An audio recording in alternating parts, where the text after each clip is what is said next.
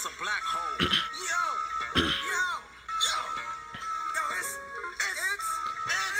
The simple rhymes with two simple rhymes in a row, but making your mental explode. Death tolls rise for the pen grows stronger and lasts longer. No more lead released by the head of the prophets who acknowledge the pen is the only thing that can think in reflection to infinity. Ink is permanent, and certain shifts in mood can cause the pencil to remove lead with the eraser bud.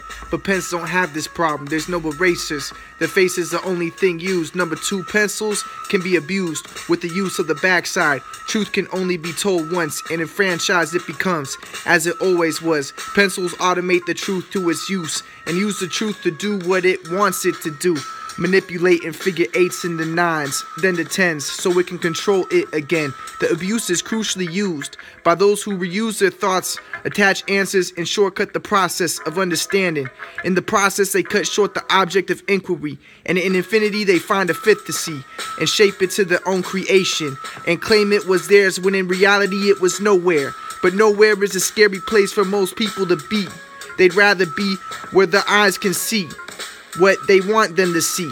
That's where they're used to, and choose to neglect those thoughts which shoot through the rules which they set as reality. 2 adds a 3 if you add a 1. Adamant about this question, he with the pencil guesses through mathematics that it is true. But 3 is 1 if infinity is 2, and every other number is a product of this equation. Simply illusions to bring you to the greatest equation of all time, and that's that all equations are useless. 1 + 1 is 2 is the foundation of all knowledge and mathematical inquiry.